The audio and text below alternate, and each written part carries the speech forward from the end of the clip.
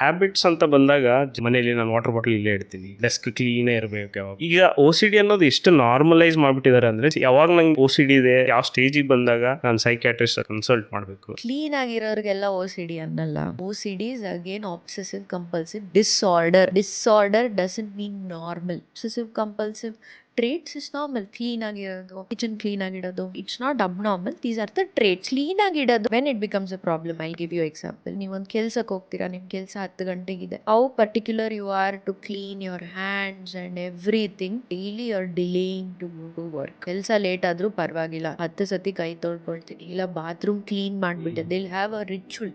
I had an MBBS student, very brainy, ತುಂಬಾ intelligent. Second year ಇಂದಾನೆ he had symptoms of cleanliness and checking, lock check ಮಾಡೋದು. They become slow ಆಗ್ಬಿಡ್ತಾರೆ OCD ಅಲ್ಲಿ. Obsession ಅಂದ್ರೆ thought, compulsion ಅಂದ್ರೆ action. Lock ಮಾಡಿನೋ ಇಲ್ಲೋ ಅಂತ ಥಾಟ್ ಬರುತ್ತೆ, ದಟ್ಸ್ ಅಬ್ಸೆಷನ್. ಕಂಪಲ್ಷನ್ ಅಂದ್ರೆ ಮತ್ತೆ ಹೋಗಿ ಚೆಕ್ ಮಾಡೋದು. This 1 or 2 times everybody does. When it becomes some 10 times 12 times, or ಈಗ ನಾನು ಗಾಡಿಯಲ್ಲಿ ಹೋಗಿದ್ದೀನಿ ಮನೆ ಲಾಕ್ ಮಾಡ್ಕೊಂಡು, ಮಧ್ಯ ನಂಗೆ ಥಾಟ್ ಬಂತು, ದೇ ಕಮ್ ಬ್ಯಾಕ್. ಚೆಕ್ ಮಾಡೋವರೆಗೂ they cannot think beyond it.